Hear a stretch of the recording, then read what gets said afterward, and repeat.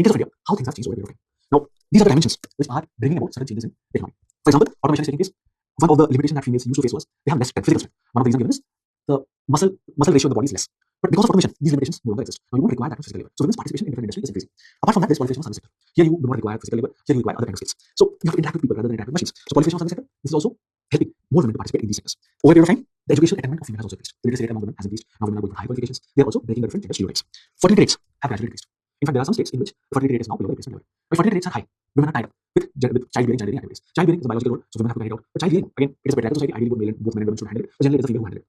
But since fertility rates are decreasing over a period of time, so women are also freed from all these activities, from all these tasks, and they are participating in the workforce. Mechanization of domestic work. Now we have different kind of electronic appliances to carry out the day-to-day activities. So life is also becoming easier for females. Generally, they are the ones who have to carry out the household chores. Still, it is a patriarchal society. Because of automation, because of mechanization, many of these things, washing clothes, for example, is carried out by washing machine now. So it gives women the liberty, the freedom to participate in the workforce.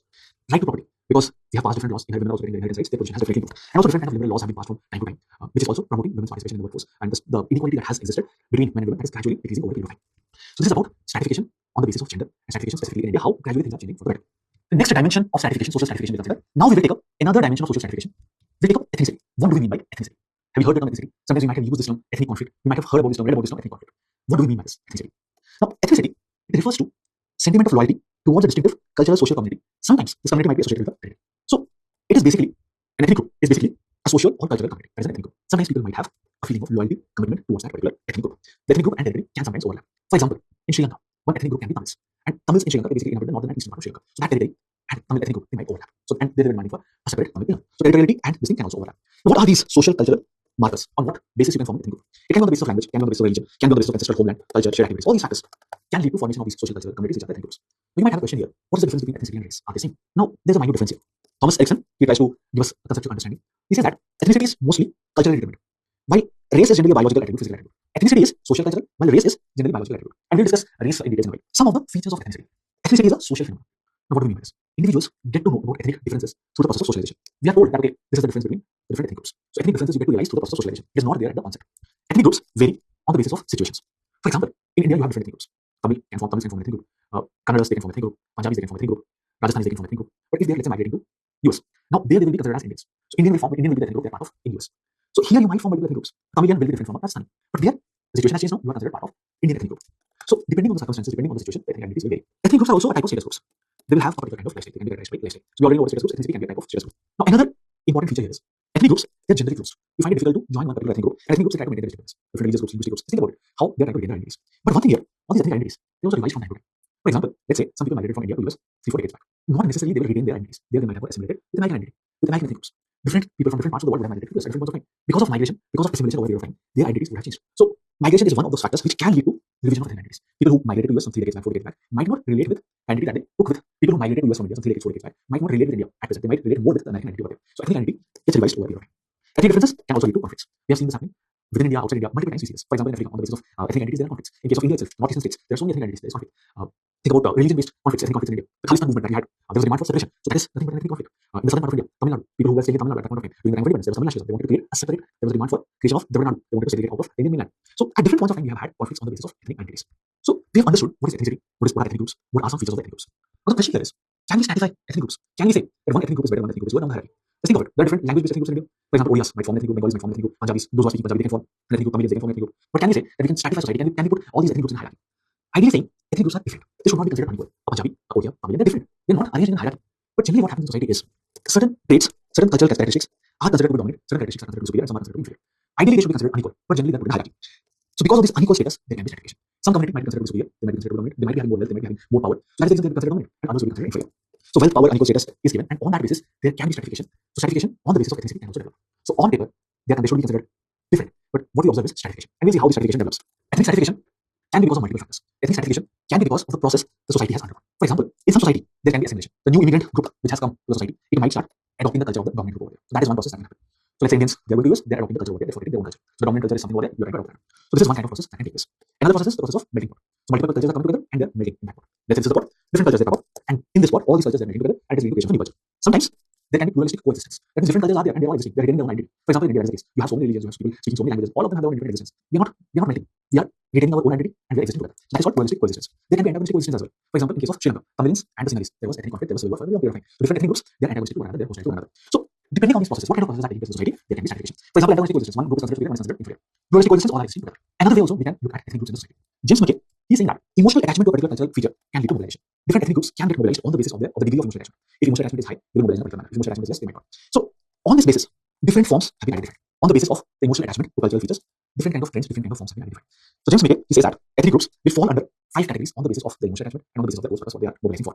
For example, he says there are some people who are the ethnic traditionalists. So these are the people who try to maintain their culture. They carry out different kind of ceremonial practices. For example, Tamilians, Bengalis, some of them have migrated to Delhi, so they will try to carry out their own practices. They will try to preserve their own culture. For example, Children's Park, that area, you find many Bengalis staying over there. So different Bengali festivals are celebrated over there. For example, they will celebrate Durga Puja in these regions. CR Park has one of the largest Durga Puja celebration in Delhi. Similarly, Tamils, they also try to maintain their identity in Delhi. So they are the ones who are focusing more on the traditional part. Symbolic ethnics. For them, this ethnic identity is not much important.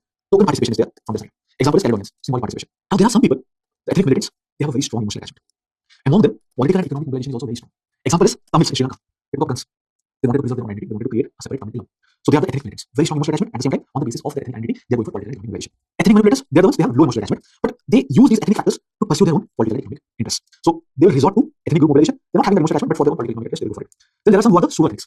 They have zero emotional attachment, but they have political and economic interests. So emotional attachment is not there, but for pursuing their political and economic interests, they might mobilize. So what kind of mobilization is there? What kind of attachment is there to all these ethnic identities? On this basis, James McKay has categorized the different ethnic groups. Ethnic traditionalists focus on preserving their tradition, they're not going for mobilization. Symbolic ethnics, again, low symbolic value. Ethnic identity is not that much important. Token participation is there. Ethnic militants, very strong emotional attachment, will go for political as well as economic mobilization. Ethnic manipulators, low emotional attachment, but they will want to preserve their political and economic interests. Pseudo ethnics, zero emotional attachment, but they will have political and economic interests. So this is how we can categorize different kind of ethnic mobilization. So this is about social stratification and ethnicity, one of the dimensions of social stratification. Whatever we discuss now, we can also visualize it in the form of a chart. Let's say this is a graph. Now on the y-axis, let's say we have emotional attachment. On the x-axis, let's say it is political and economic interest. So symbolic ethnics will be somewhere here. Token participation, not much emotional interest, emotional attachment. Traditional ethnics will be somewhere here. They have emotional attachment but participate. Political economic interest is not that much. The ethnic militants, they will be somewhere here. So ethnic militants will be somewhere here. High degree of emotional attachment and they have political interest. Both the things are there. Ethnic manipulators will be somewhere. They have lower emotional attachment but they have political economic interest. And pseudo ethnics will be here. They have almost zero emotional attachment but they also have political economic interest. So this way also you can visualize it. It will be easier for you to understand. So this is about social stratification and ethnicity, one of the dimensions of social stratification. Next thing we take up is race, social stratification on the basis of race. But before we take stratification on the basis of race, we need to understand what exactly is race. Now, race is something which has often been misunderstood. Misunderstanding is fine, but sometimes it is also misused. Sometimes the term race has been used for wrong intentions. As I told you a few moments back, when we were discussing what is the difference between ethnicity and race, I told you that ethnicity is primarily a social, cultural construct. Race is rooted in biological concept. So what is the meaning of race? So generally, race refers to large category of people who share certain inherited physical characteristics. For example, skin color might be same, hair type might be same, facial features might be same. So if you have these physical characteristics, similarly these physical characteristics, you are considered to be part of the race. But this was what is concept. So this is the meaning of race. But the thing is, with advancements of technology, now we are trying to find out what is the difference biologically. Now, it has been found out scientifically that there is minor genetic differences, very, very minor genetic differences between people, even if all these things can vary. So generally, we do not have that many differences, but these differences might actually be socially created. This concept of race, it is actually gaining ground at a certain point of time. When Europeans, they are discovering new territories, they are going to new territories, they now start segregating people. They call themselves the white race and they call other races the non-white race. And gradually they are creating different kind of boundaries and they are segregating people. But in reality, that much difference does not exist. Even if you are another technology we use now, the genetic difference between people is not much. But it is created by society. There are reasons how this thing was created. So these differences are gradually created. So what we can say is, race is a group of people who are perceived by a given society as biologically or culturally different from us. So this word is important. You might not have that many genetic differences, but there is a perception that you are different. In reality, scientifically, there is not much difference, but there is a perception in the society that there is difference. So race is something again which is created. So people are assigned the race on the basis of public opinion, and generally it is the dominant sections who will give this. So on the basis of public opinion, it is decided. Generally, it is the perception of the dominant sections that is carried out. So scientific basis of race is not there, and it has been used as a mechanism for domination discrimination. Just think about slavery. The blacks, they are considered a different race, and they were subjugated. They were dominated and they were discriminated for a very long period of time. Apartheid in South Africa, again on the basis of race. So race has been visualized, it has been misused for a very long period of time. Race operates at three levels: biological, sociological, and ethnicity. Now it is assumed that there are biological differences, but it is not correct. The amount of differences, genetic differences between different people is very less. So minor genetic differences exist, but people assume that biological differences are more. The second level is sociological. Humans assume physical features distinguish one group from another and they treat them differently. So it is also a social construct. People's appearance might be different, so they are treated differently. So it is not a social construct. People are not actually different, but everyone else is treating them differently. Someone who looks different, skin color is different, will be treated differently. So inherently there is no such difference, but now society has created these differences. So it is a social construct. Another level is ethnicity, level of ethnicity. Now those who are appearing differently, physical appearance is different, they might actually be forming a discrete ethnic group. They might have some cultural differences. So they're not having any biological genetic differences, but they are having some inherent distinct cultural characteristic. So in reality, the difference is actually cultural and not biological. But groups and other groups, they assume that the difference is biological. So race is operating at three levels. One is assumption that biologically you are different, which is not right. This is minor genetic differences. Second thing you are assuming is there are biological differences, and since you are looking differently, you are appearing differently, so you are treating them differently. So this is social construct. Third thing here is these people who have some distinct characteristics, they might actually be having some cultural distinctiveness. They might have some different culture. So rather than considering them as biologically different, you should actually consider them as culturally different. You should be treating them as an ethnic group. So along these three levels, race operates. Now, at different points of time, how race has been used. Joseph Gobineau, he is an anthropologist. He's classified people into different racial categories. He says that basically there are three racial categories. Those who are white, they are Caucasian. Those who are yellow, they are Mongolian. Those who are black, they are Negro. Sometimes the fourth category is also included. Sometimes also white. Now, he's not only classifying people along these categories, he's also saying that Some of these races are superior, some are inferior. So superiority, inferiority also being attached to these races. So what is happening here is you are scientifically creating racism. So this is also sometimes referred to as scientific racism. And colonial rulers are also utilizing it. They are using this superiority, inferiority principle to justify their colonial expansion. If they are, let's say, they come to India, they will say that you are inferior, we are superior. We are here to civilize you. Rudyard Kipling also told about this. He said that it is their responsibility to civilize us. If we are having different kind of legal practices, for example, Sati was there, so they have come here to civilize us. We are their burden. He used to call it a white man's burden. It is a white man's responsibility to civilize these inferior races. They are superior, they have to civilize someone. Hitler also used these racial theories. He used to talk about the Aryan supremacy theory, and this Aryan supremacy theory they used to justify the killing of Jews, the annihilation of Jews. So race and the different theories related to race have been utilized, misutilized at different points of time. How is race resulting in stratification? Now, when you are associating superiority, inferiority, it can lead to multiple limitations. For example, it can lead to unequal prestige. Some races they are considered to be inferior, so they are given less prestige, so they are not having social honor. Those who are considered superior, they will be having greater amount of social prestige. Next thing, those who are considered inferior, some races are considered inferior, so they will not have equal say when it comes to decision making. So they will not have equal amount of power. They will be deprived of different kinds of civil and political liberties. They will be segregated when it comes to housing, labor market, schools. Numerically also, those who are considered inferior races, numerically also they might be less, they might be marginalized. This dimension, our dimension, just think in terms of apartheid. The blacks, they were denied different kinds of liberties. They cannot access different kind of public transport system or housing facilities. They cannot. They were denied access to this. Think about slaves in America. So they were in small numbers. They will be marginalized. And other different kinds of liberties were restricted, denied to them. So you are considering some particular. So you have constructed these notions of race, and again you are giving more power to one race, less power to another race. So unequal power is a manifestation of that. There can also be inequality in wealth. You might be denied, some races might be denied access to capital, access to land. They might be segregated when it comes to wages. They might be given less wages. So stratification can be there. It can take all these particular forms. Two terms here: racism and racialism. What is the meaning of these terms? Racism means attitudes, prejudices towards certain racial groups. So it is at the level of mind. So you have a discriminatory attitude. You are prejudiced towards certain groups. Racialism means you are behaving in a discriminatory manner. That means it's an action. Racism means at the level of mind. But when that attitude gets converted into an action, that is racialism. For example, you are torturing someone. That is racialism. Physical torture is there. But at the level of mind, you are discriminating someone. Then it is racism. So these two have minor differences just for understanding. What are some of the theories which helps us understand the prevalence of racism and racialism? Now, first theory, it says that these differences they always existed, but they are acquiring this particular kind of form because of development of these nomenclatures and terminologies. Already differences were there. Already some people were being subjugated, but now you have a mechanism by which you can also justify your exploitation of someone. Already whites used to discriminate against the blacks; those were others, and there is also development of a field of study now, which is giving you all these terminology, which is justifying that some races are superior, some races are inferior. So it was there at the onset. You are now getting new terms of terminology to justify that. Ethnocentrism, another theory. What is the meaning of ethnocentrism? Ethnocentrism means you are evaluating a particular culture on the basis of your own culture. You are saying a culture is good or bad on the basis of your own culture. You always assume that your culture is the perfect culture. On the basis of it, you evaluate someone else. If another culture is different, you do not say that they are just different. You say they are good or bad. So ethnocentric views means your culture is the best, others are not as good. It leads to ghettos, it leads to restrictions when it comes to marriages, it leads to creation of social distance. What are these? Now, what do we mean by ghettos? Ghettos means residential areas are segregated. That means people who belong to a particular racial group, they will stay here. People who are belonging to other racial groups, they will stay here. So you are segregating. You are not accepting the fact that they are also human beings, they also should stay within the larger society. For example, during the time of Hitler, there were ghettos of Jews had to stay in a separate place. Their houses were segregated. There are different kind of restrictions on intermarriages. So between supposedly different racial groups, people should not marry. Social distance is also maintained. You should remain in the society. Some thinkers they say that this kind of system was a product of capitalist system. Osipov says that ruling class used to use slavery, colonization, racism, different kind of mechanisms so that labor can be utilized, labor can be exploited. So it is a product of capitalist system. Another theory that is put forward to understand racial stratification, evidence of racial stratification is the relationship between whites and non-whites. Always the relationship between whites and non-whites had been unequal, exploitative. One of the result was slave trade. And you are now using these racial theories to justify colonialism as well as you're also utilizing these different racial theories to justify colonialism and declining of political rights to certain racial categories. You're considering them as racially inferior. That is the reason you do not have, you should not be getting any political liberties. You are inferior race, that is the reason we should rule over you. So the kind of relationship which existed between whites and non-whites, you're taking it forward. Migration, racial stratification can also be explained through migration. Now, sometimes people from different parts of the world they have migrated to the Western countries, but whenever there's economic hardship in these developed countries, generally the migrants are blamed. It is felt that these migrants are the ones who are taking away their jobs. So it can also lead to racism, it can also lead to racialism. So there's always this feeling, hatred, or that hostile feeling is there, antagonistic feeling is there, that these are the people who are coming and taking away our jobs, can lead to stratification on the line of race. So these are some theories which explain why there is stratification on the basis of race. Difference is already there. Racial nomenclature technology, they are making it more prominent. Ethnocentrism, you are evaluating your culture, you are evaluating their culture on the basis of your own culture. And it leads to formation of ghettos, internalized restrictions, and social distance. Some say that it is a product of capitalist system. Capitalist system wanted to exploit labor, that is the reason they're using slaves, that is the reason they're using different racial theories.